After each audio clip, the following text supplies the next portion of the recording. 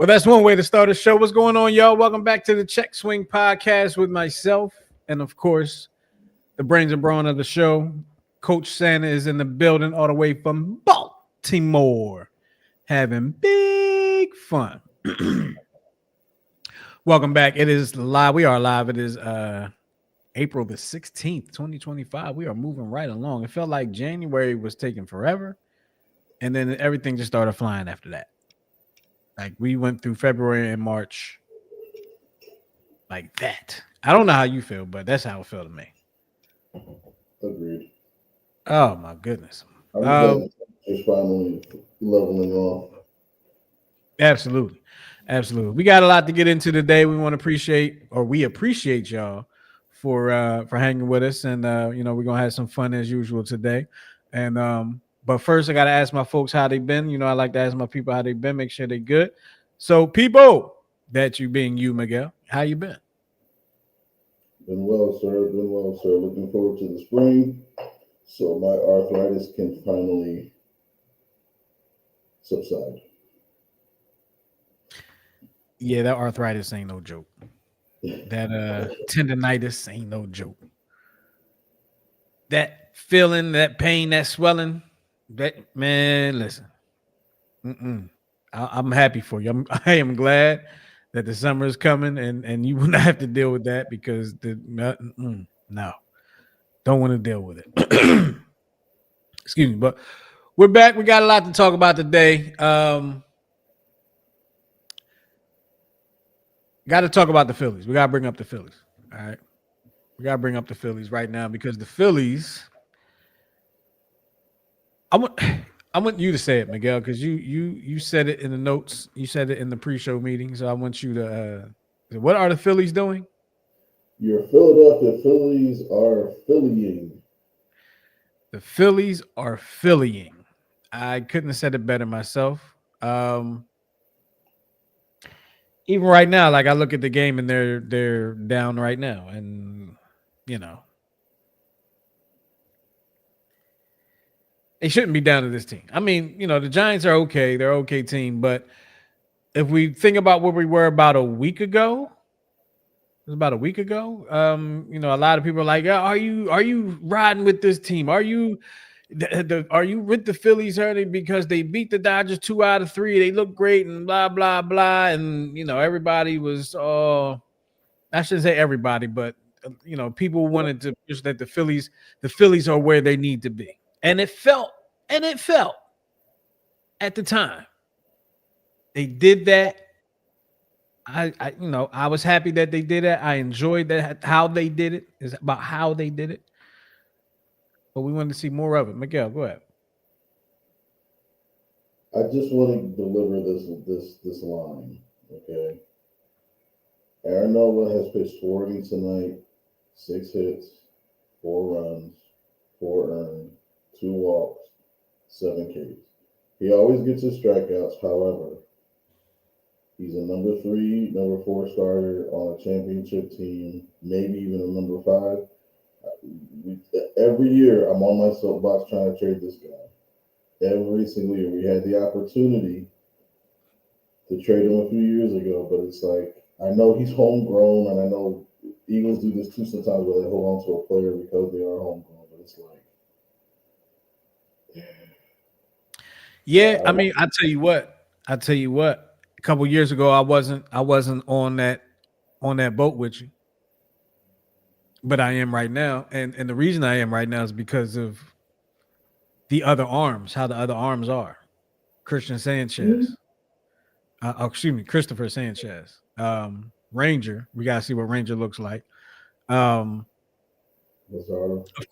Of course, Zach Wheeler, and then Luzardo is looking good. So it's like I'm thinking about it now. Like, what can we do? They always say that Aaron Nola does not do well in the colder months. Well, I was just thinking, how about we how about we find somebody that does well in all the months? Yeah, you're way ahead of me, buddy. You're way ahead of me. We don't want people looking elsewhere. We want them looking at us. That's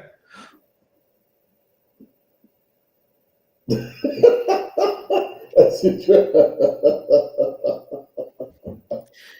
just Whoops.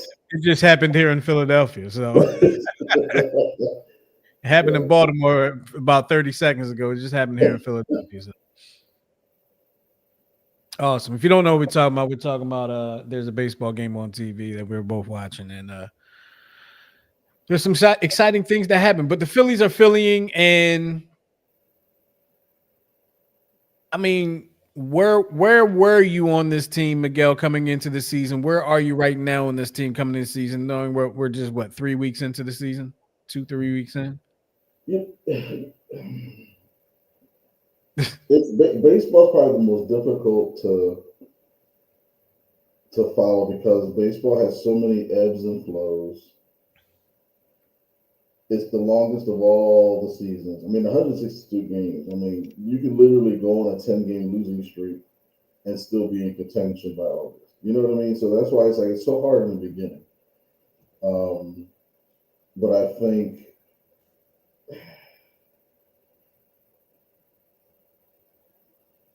from what I'm seeing from Wheeler and Sanchez and Luzardo, I feel good about it going into a postseason per se. But again, we got to see Luzardo's durability. We got to see if Christopher Sanchez is the real deal because this is his third year, so the sophomore slump is gone. And, there's still some what ifs. You know what I mean? And like I said, there's more pressure on the big names, the Schwarbers, the Castellanos, the Harpers, to produce this year because I think this is what Castellanos' last year. I think Schwarber's looking for an extension. Bohm is starting to get. He's starting to concern me from the standpoint of. I mean, he's batting 171 right now. A lot of his at bats are poor, and he got benched again for attitude and stuff like that. And it's like, this is you're going into your third or fourth season. It's like, all right, something's got to give. You know what I mean? And you know me, I'm always thinking of a trade. So if we can do a little bit of a Nola and Bohm to get a better defensive third baseman, then why the hell not? Yeah, if anybody wants that problem. somebody might want that problem. Who knows?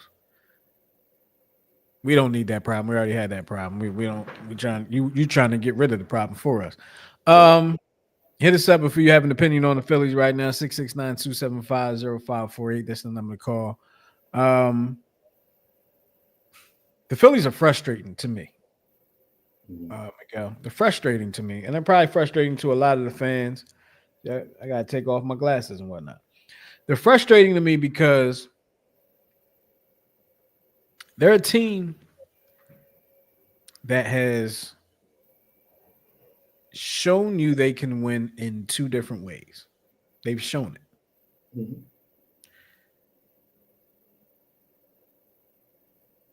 And we know as coaches, we know that there are plenty of ways to lose. But it seems like the Phillies are losing, to me, in one way and one way only. They're losing at the plate. They're losing at the plate, trying to hit with runners in scoring position, runners on base. They're not hitting the ball, not getting timely hits. Now, contradictory to what I'm saying right now, I know what just happened a few minutes ago, but we're talking on average this season. Okay. That St. Louis series should not have gone the way it went. The Atlanta series could have had a better turnout than that. Not hitting the ball, I can't blame it on pitching.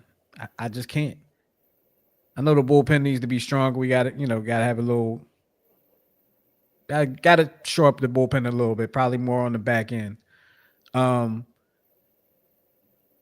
at the plate, man, they're a frustrating team because you have those bets. You have such a high payroll. And you know me, I don't really like to talk about people's pockets. But you have high expectations and you're getting nothing out of out of some players that have a high expectation, and he's been getting nothing out of them for some time. But yet it feels like maybe the organization, maybe it's top, or I don't know, wants to save people's feelings or something. And, I know you want to stick with people. I know as a coach, sometimes you got to stick with people and let them, see the problem through. Bohm, you got to stick with. He went. Maybe he wants to stick with him, see the problem through. Trey Turner. Personally, we have a center field. We have a center field, left field problem, right? We have an outfield problem. And I know you said no. I know you said no, but I feel like you should move Trey Turner to the outfield. No, I said yeah, we should move him to the outfield, but that was so I said we should move him to the outfield, call up the shortstop that I really liked, but then we wanted to trade that shortstop to Florida to get Luzardo, Mm, which I okay. was still kind of iffy about, but based on the first three starts from Luzardo, we're winning that trade so far. Yeah, I feel like I feel like even though they say he's not an everyday starting an everyday starter, Edmundo Sosa being as yes, hot as he started yes. should be playing somewhere every day. Um, Outside of one play, which wasn't his play in the outfield, that one day he played left field, Mhm, he played well. He played mhm, great. He can play short. He can play third. He can play second. He can play. Damn, I guess damn near everywhere on the field. Really. I mean, he probably could go behind the plate if you need him to. But my thing is, he needs to be in the lineup producing because that's what he's been doing. Allow him to continue to produce. Um, and we gotta move some people around. We gotta move some people around. And I'm starting to see things your way a little more, Coach Santa, oh, about moving pieces, and trading pieces, and who I'd be willing to move, and this, that, and the third. Um, for me, damn near anybody's on the table except for one Bryce Harper, except for right now. But I'd still take a phone call about it, Nick Castellanos, because he's playing very well right now. But I'd still take some. I'd take some phone calls because you might be able to get something nice for him. But mhm. outside of that, I'm probably on the phone for everybody. Probably for everybody. Maybe not Christopher Sanchez. I think I like what I see with Christopher Sanchez. So Bryce Harper, Christopher Sanchez, but everybody else, I'm picking up the phone, hearing what you got to talk about. But it has to be something that keeps me contending. Right. It's got to keep me And, contending.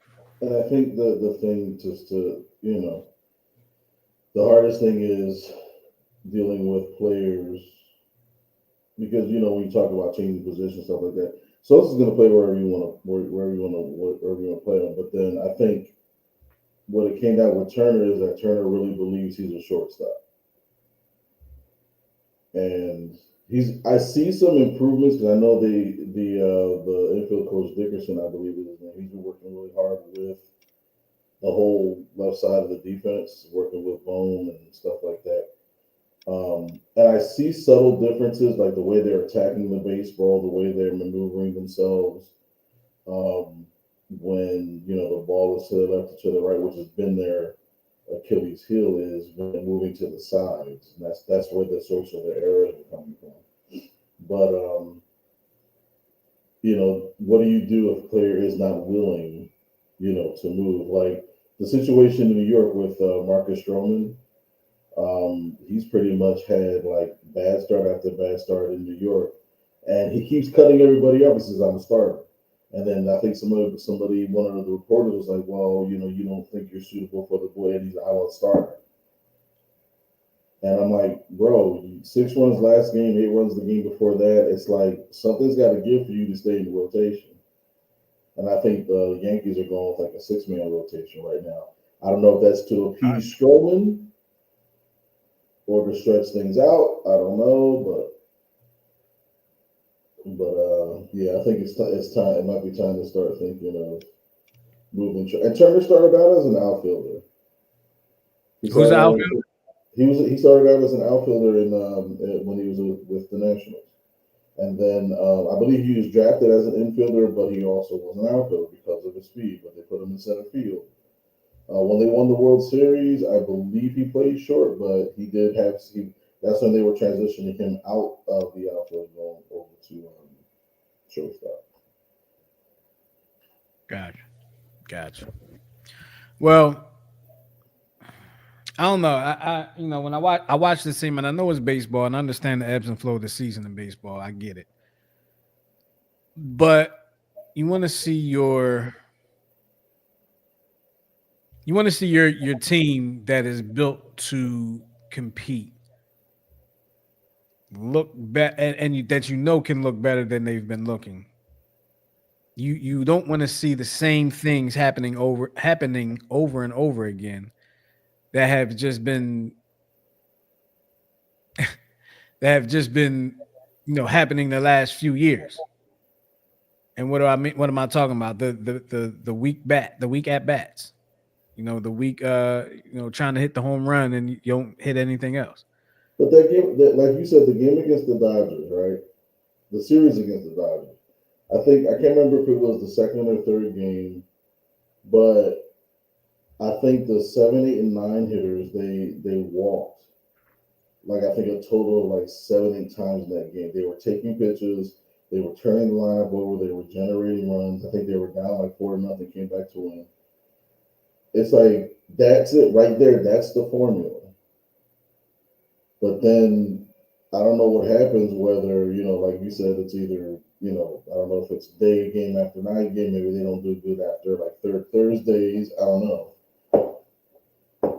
But even as a coach, you and I have seen this. Like, well, when we won the championship, over at MSI, and then all of a sudden we couldn't hit for like 3 weekends.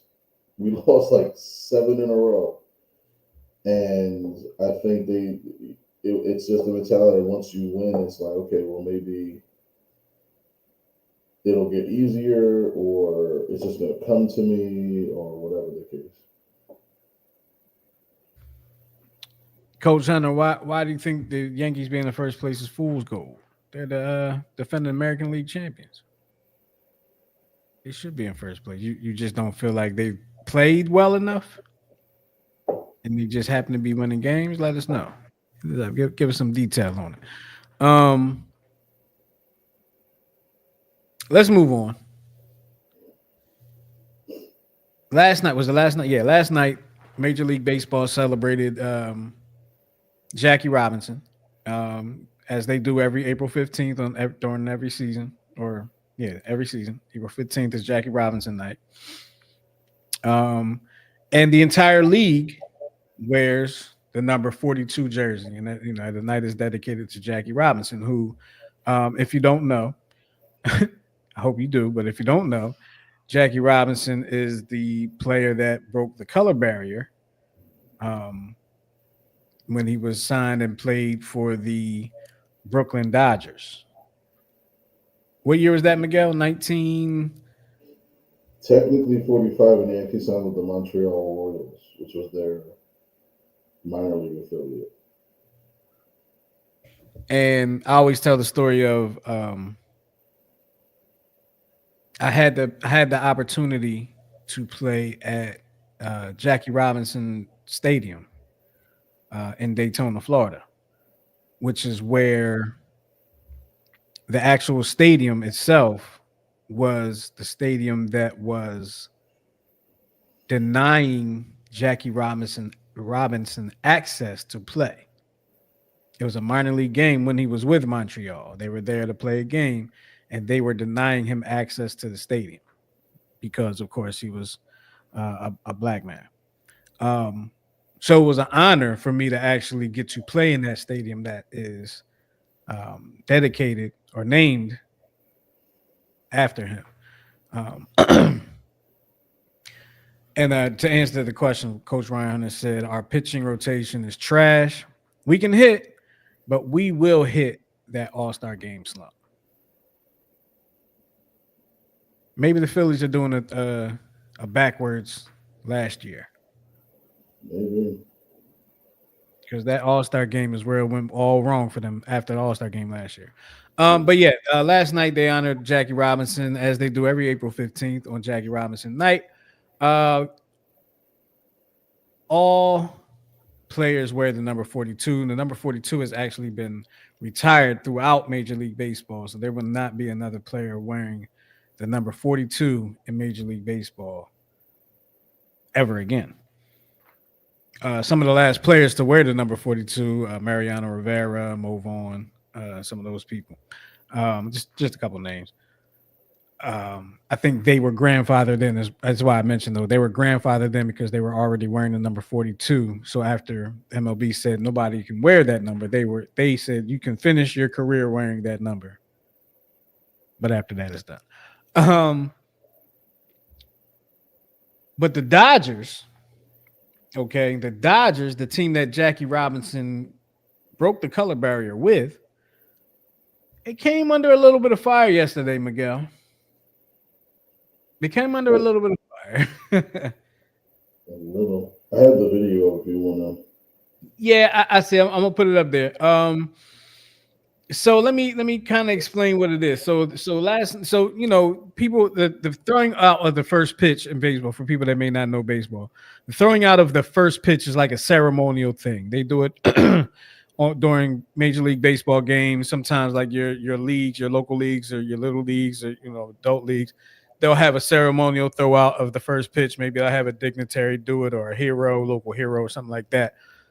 But in major leagues, they'll do it like every night. So, um, last night on Jackie Robinson night, the the LA Dodgers, defending world champions, had Hello Kitty throw out the first pitch, and I'll just go to the video and let y'all see this. So there's the thing, right?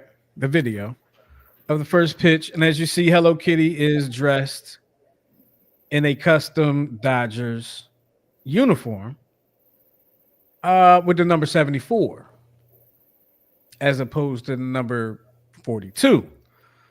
So the Yankees as an organization, excuse me, the Dodgers as an organization, it's coming under a little bit of scrutiny for this. A little tone deaf to the situation, and they say if any organization should know the significance of the night, it's the Dodgers.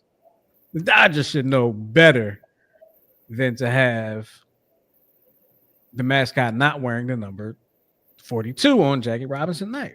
So I, I get it. It's a tone deaf thing. The Dodgers, should I it'd have been a whole hell of a lot better if they had the mascot wearing number 42. But I mean, have them wearing 74 on a night that's not Jackie Robinson night, it makes a whole lot of sense.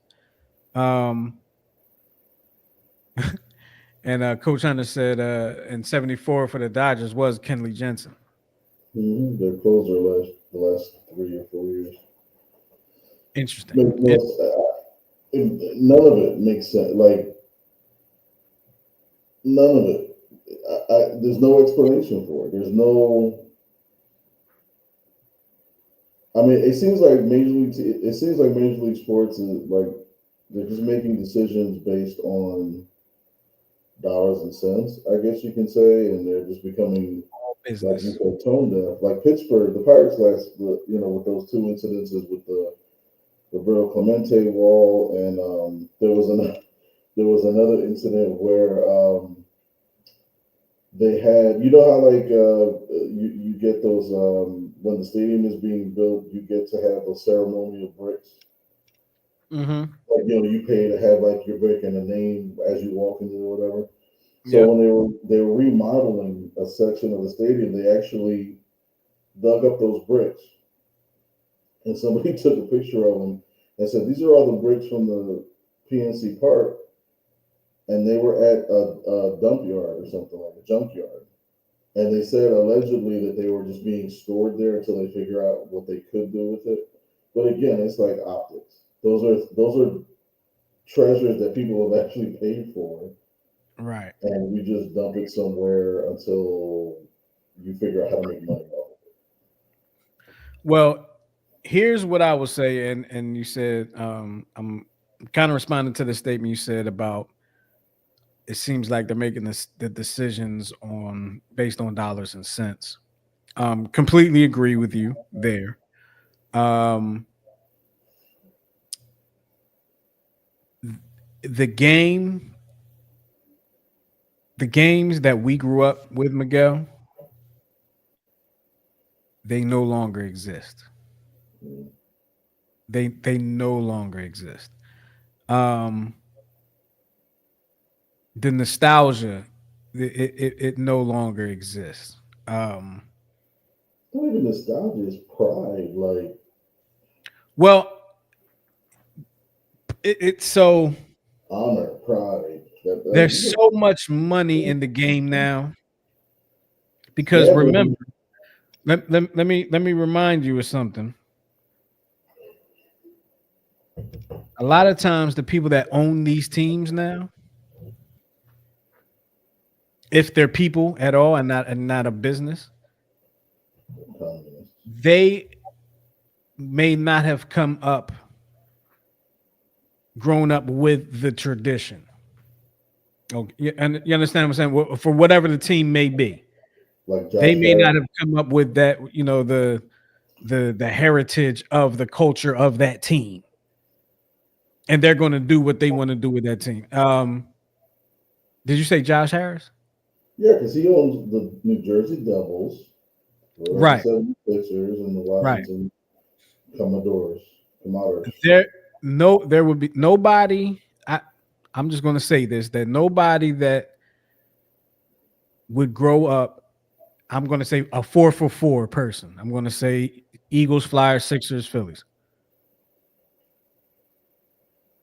Unless it's for business reasons, they're not going to own a team in Philly, a team in DC, and a team in Jersey, except for business reasons. Because if they could do a team, maybe they would do a team in like Minnesota and a team in Vegas or something like that. But being from this city and growing up here, rivals: New York, New Jersey, um, um, DC. Of course, you got Dallas too, but I'm just talking about regional Yeah. rivals. So Toronto too, somewhat, kind of Toronto for a couple different reasons. But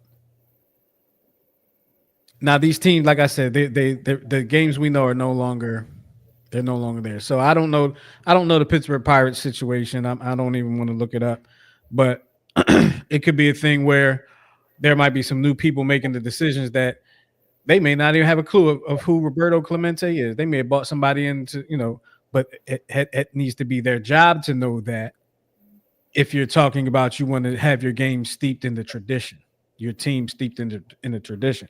If you could care less about the tradition of your team, you're not going to keep the Roberto Clemente Memorial right field wall or whatever. Well, you're not going to keep that. You're not. Just my thoughts on it. Just my thoughts. Um, I want to move on to something a little more fun. Emmett Smith. Video has been making its rounds. The sound has been making its rounds. Miguel, I'm going to let you go ahead and introduce this one. If you haven't heard about this one, it's fun. Go ahead. So if you want to post the image there with I'm Emmett sorry. Smith Say it and again. can you post a picture of Emmett Smith and his crater chin or whatever? So you know, I've been getting comments about, oh, Eagles keep talking about Cowboys, and we're in your heads and stuff like that. And then this numbnuts comes up and has to explain why he's so bitter. I think he's really bitter because he sucked at his job at ESPN. Anyway, here's his quote. He says, I'm sick of it. We have allowed others to nitpick at the star and make fun of the star. Now, all of a sudden, over the last 20 years, the Eagles win two Super Bowls and they think they're the best thing on the planet. And everywhere I go, I hear "Go Birds." I'm sick of hearing "Go Birds." And there was another full extended version where he talks about, they only won two. They got so much more to go before they even catch us.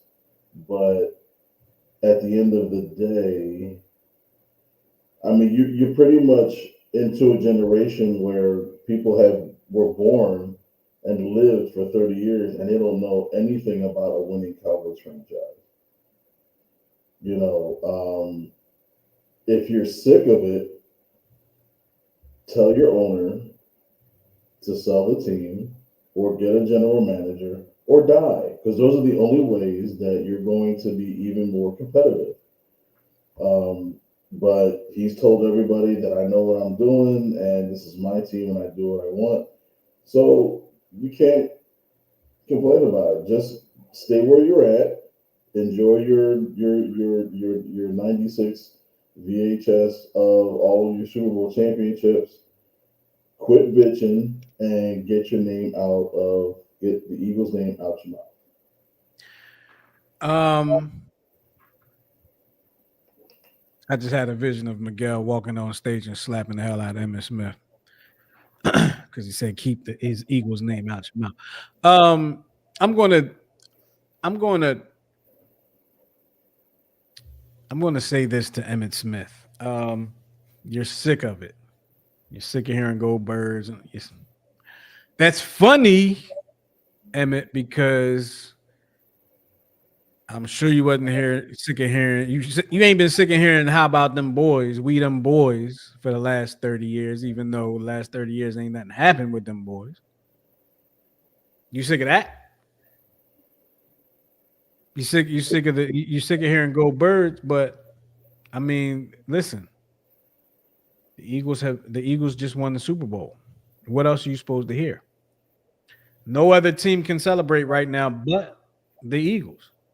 Last year, no other team could celebrate but the Chiefs. Last couple years before that. That's what you're going to hear right now, Emmett. And unfortunately for you, your team was so great. Okay, I'm going to say it. They were a great team. They dominated 3 out of 4 years.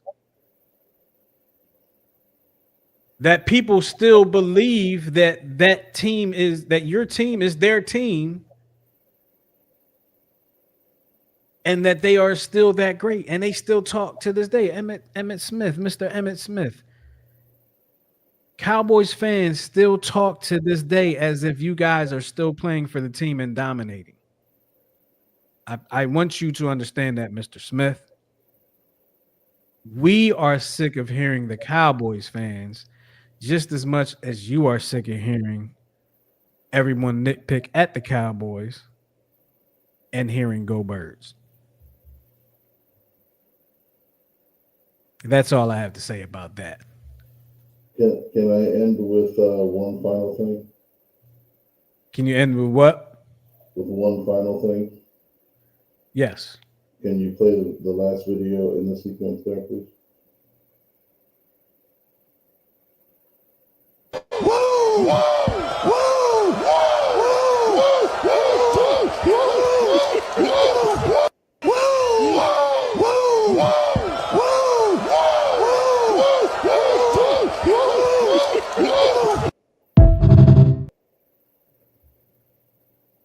Yep, sounds about right. Sounds about right. Um, Let me see. You're stumping me today. No, We got to, huh? No. no, not stumping today. Oh, okay. But we got a big dummy, right? Yeah, And we got a damn, right? yes. Before we get into that, um, I just want to go through a new segment where we're going to try with you guys. Okay, we're going to call it the quick pitch, and it's just a couple of quick news stories or quick stories about sports that's going on that we're not really going to get into it, but you absolutely can, and you are welcome to if you want to. You can always call us up 669-275-0548. or of course you can excuse me, text in to our text line at 484-606-6061. That's getting a lot easier to say every week. And and of course you can just leave your comments in the chat as well.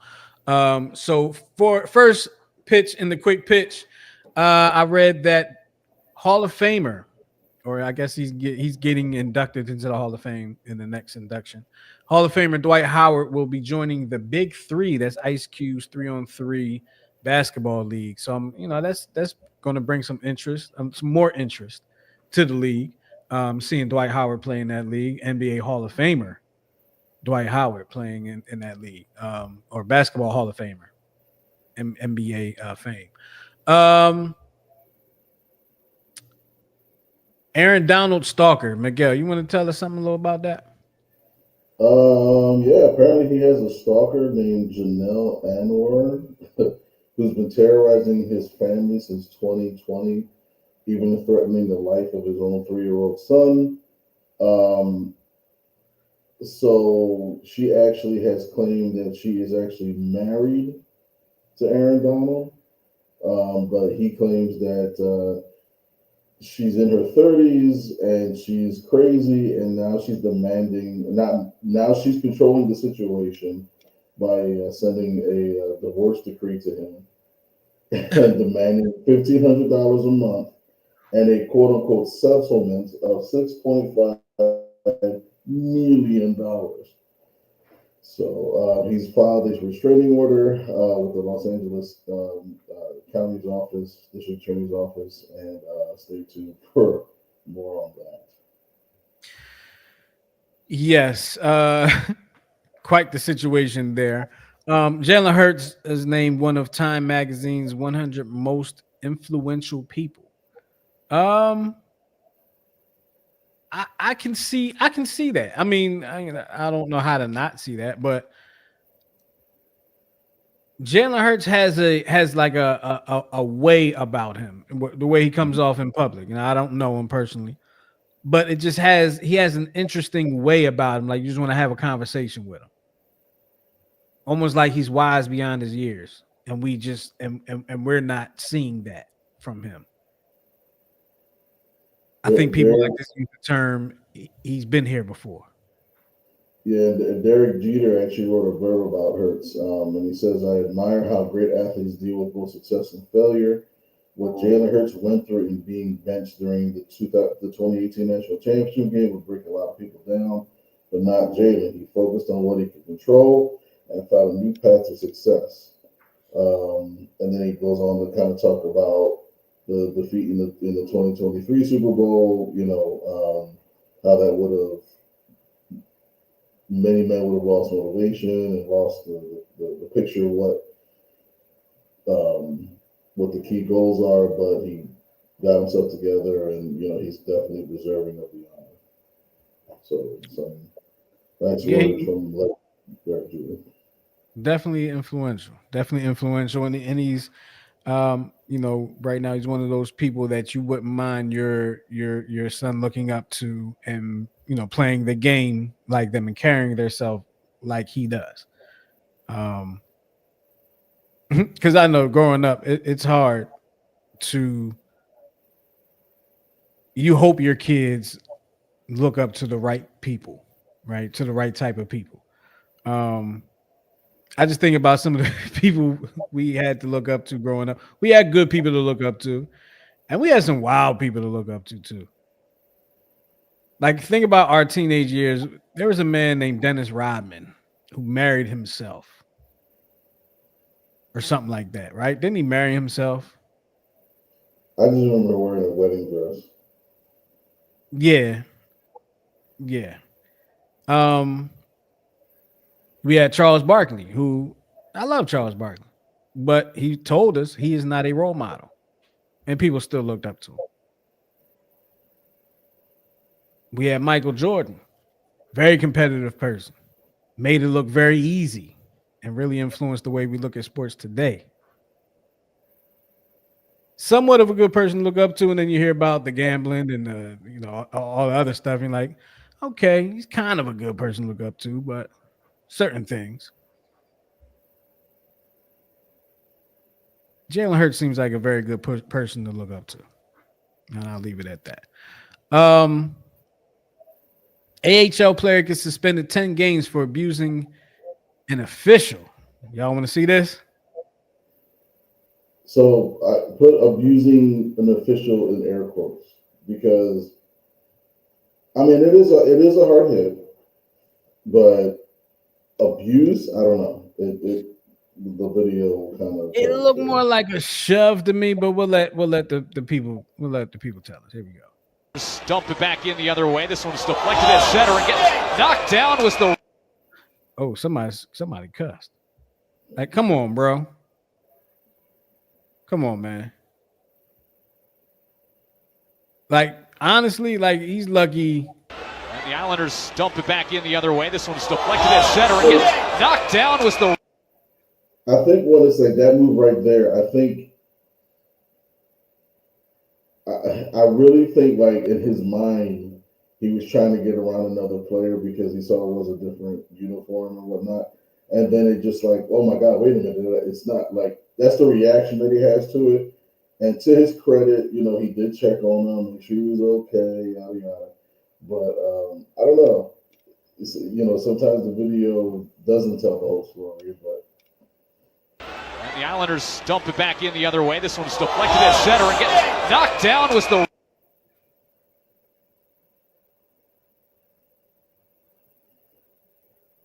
yeah. So what you said is a possibility. Okay, I do not want to. I'm I do going by not. his explanation. I don't. This week I'm playing the devil's advocate. I'm let's see the other side. I don't want to downplay what you said, but here's what I'll say. I think he knew it was the ref. I don't think he meant to make it look as bad as it did. I think he probably was. I may have told this story on the show before. One time when I was playing soccer, I was on the travel team for the area playing soccer. And a ball was going and I was running after the ball. Kid was in front of me. And I'm running, and he's like a step and a half in front of me, and I kind of reach my arm out because I'm like kind of, you're timing yourself, trying to gauge yourself and what you want to do. And he tumbles. He takes a tumble. Okay. Now in my mind, I just laid my hand out on the kid because I'm trying to, like I said, time what I'm trying to do. But I got a yellow card for it because they said I pushed the kid. Now, in my mind, to this day, this kid flopped. In my mind, this was 30 years ago, probably even more than that. Okay, 35 years ago. In my mind, this kid flopped. Okay, I wish I knew this kid, and he wouldn't remember the play, but I wish I knew this kid today because I would ask him, "Did you flop?" Because I want to know. But everybody says I pushed the kid, but I didn't. Okay, I didn't push the kid. I just put my hand out. He flopped. Everybody said I pushed the kid. Now, in this situation, he probably thought that he was just nudging him out the way and didn't realize he shoved this dude out the way and didn't realize until it was too late. Possibly, right? Possibly. I'm thinking mine makes more sense, makes not more sense, but is a little more plausible than yours because it's not like the referee just appeared out of nowhere. That referee was there and he was skating towards the referee. He may not have been looking at the referee, but the other team was wearing white and red. He had on white and black. Maybe it was the white. I'm just saying. Maybe he's colorblind. Maybe what? Maybe he's colorblind. Yeah, well, you probably shouldn't push the guy that doesn't have a stick in his hand. True. Just my thought. Real quick, I'd be remiss if I didn't mention that the NBA playoffs are starting. Right now, we're in the play-in round. Excuse me, the play-in round is going on right now, and last night you had the Golden State Warriors. If you can see that, I hope you can see that. The Golden State Warriors played the Memphis Grizzlies last night. Golden State Warriors won, and they have moved on into the playoffs. They will play the number 2 seed Houston Rockets. And now I think tonight the Mavs and the I think it's Mavs and the Kings play tonight, and whoever wins that game will end up playing the Memphis Grizzlies. And no, is that it? Yeah, the Memphis Grizzlies.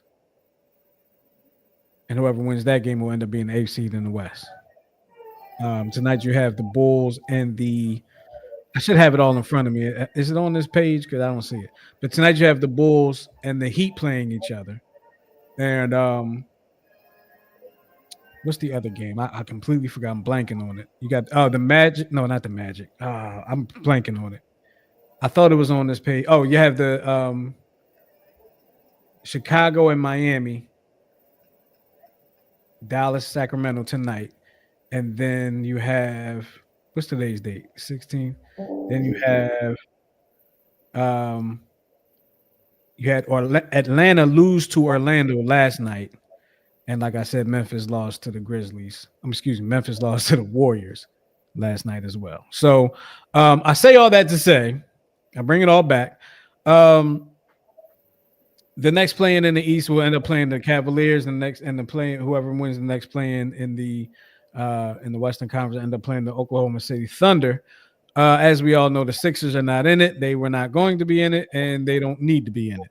However, this Eastern Conference is interesting, but I don't think anybody is giving the Eastern Conference a chance in this NBA Finals. Somebody probably will get in the comments and say, I'm picking Cavaliers. Okay, that's fine. That's all well and good. But a lot of people are looking at the Thunder. They're looking at the Lakers. They're looking at the Clippers. And they're starting to look at the Warriors too as being able to come out on top. So Coach Hunter said the Bulls and the Heat are up by 20 right now. So the Bulls may end up getting eliminated. We don't know. But yeah, so keep an eye on the NBA playoffs. It's a great time of year. Playoff basketball is the type of basketball Miguel likes to watch.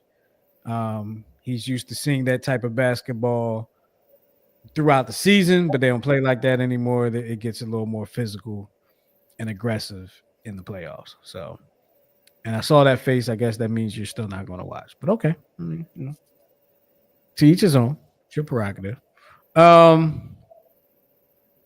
Real quick, contract dispute time, right?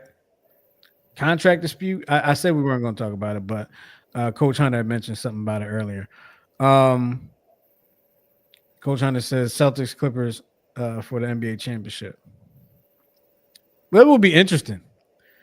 That would be interesting to see Ben Simmons playing in the NBA Finals, just from a Sixers fan perspective. And if he won, could you imagine the vitriol that will be directed at Joel Embiid by you? Not even by you. By me. Yes. I mean, he's sitting home recovering from surgery, from wear and tear, doing things he's not supposed to do. Yes, by you. By you. But that would be interesting to see. I personally would like to see. I wouldn't mind seeing a Lakers Clippers. A Lakers Celtics NBA Finals. Just because.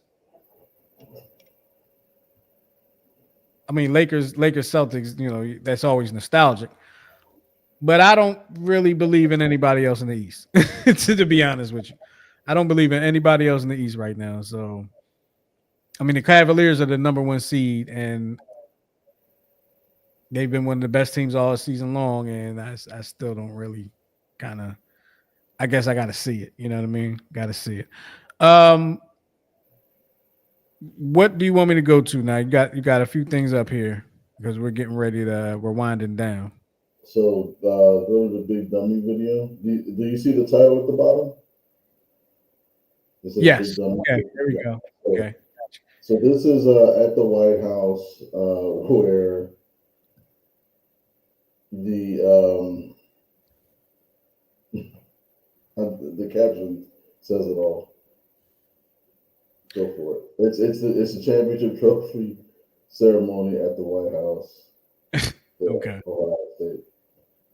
Gotcha. Here we go.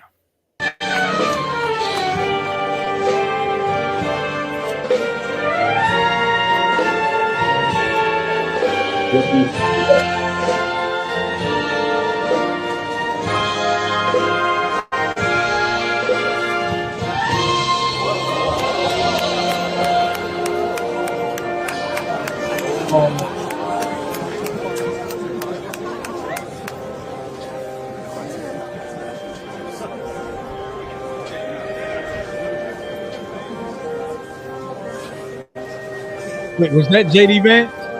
Yep.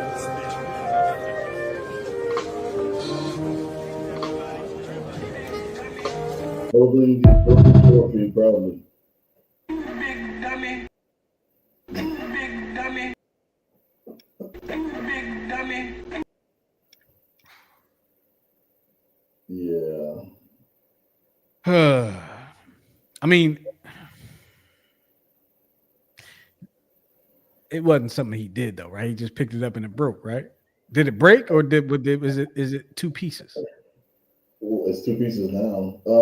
But I think it looked like he was actually trying to pick it up from the base, and then another person was coming in at the same time, so they kind of lifted in opposite directions. It was kind of like a collision, minor collision, and the base falls to the floor, so it looks like Vance knocked it over while the other person's holding the actual top part of it. So it's debatable. I'm sure somebody can break down the tape with the replay, see whose fault it actually is. But When was that? I didn't even hear about them visiting the White House. sometime within the last week or two. Wow. Okay. I didn't hear anything about it. Didn't I heard about he was playing golf somewhere. I didn't even know.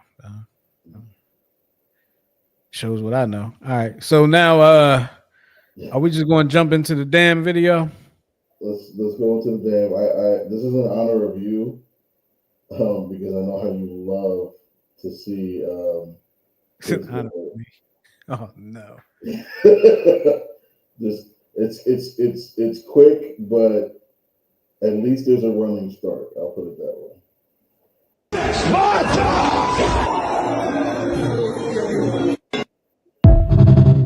Oh, I didn't catch it. Hold on. Ooh, hey.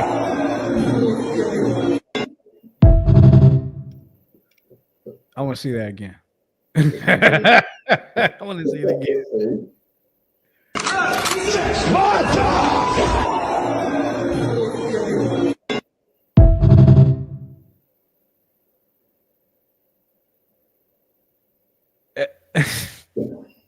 You want to see it one more time? I know. I want to see it one more time. I want to see it one more time.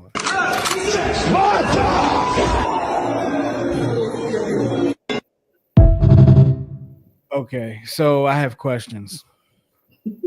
I know when you're in the heat of the moment, like it's always easier to say when you're watching it on video. It's always easier when you're in the moment. But in that type of combat, I know that they teach you to spin out. And he's a little kid, so but why didn't he think to just spin out? He's running at you. I'm spinning out. Like you're planning something. You might be Superman punching me, jump kicking me. Maybe you're setting me up for the spin out. You want to hit me with a hook or a roundhouse kick. I don't know, but I'm spinning. I'm not standing there waiting for you to make to do whatever you plan on doing. Yeah, now you're running full speed ahead. I'm not waiting for you to. I'm not waiting. But he may have been panicked. He may have been trained. All right, you're going to meet in the middle. You're going to tap gloves, and then you're going to. He probably just hesitated. Very good point. Very good point. Very good point. Very good point. I'll leave it alone because that is a kid, and I don't want to. But I bet you won't happen to him again. Absolutely not. It ain't gonna happen again because he's not fighting anymore. That's why. Mom took him out of that sport. Did you want me to put this thing in? I can't. It was just I had it kind of lingering in there. It was just something for Cowboys fans in case they want, motivation. Oh Lord! There comes Includes hot dog and ultra beer. That's funny. And the high heels. Wow. Yeah. And that's the other response to Emmitt Smith. Yeah. Yeah, no one cares, Emmett. Let's just put it like that. I mean, obviously, a lot of people care because they putting it out there. It's making its rounds, but no one cares. You just sound like a whiny. You sound like a whiny housewife. Yeah, that's what he sounds like. That's what he sounds like. So he sounds like, I just want to hear the Cowboys fans. I don't want to hear anybody. That's what I'm taking from it. Yeah. I don't care what he meant by it. That's what I'm taking from it. Somebody should check to see if he's on this period. We're going to get out of there on that. Nope. We have nothing left, right? No. No, we took care of it all. All right, look. We're going to get up out of here. We appreciate y'all hanging with us here on the Check Swing Podcast with myself and, of course, the brains and brawn of the situation, Coach Santa. We going and we want to thank everybody for vibing with us today. We'll check y'all next week here on Tuesday. Next Tuesday, probably. Probably next Tuesday. I think so. I think next Tuesday. Well, I'll figure it out. We'll talk to y'all. Enjoy y'all weekend.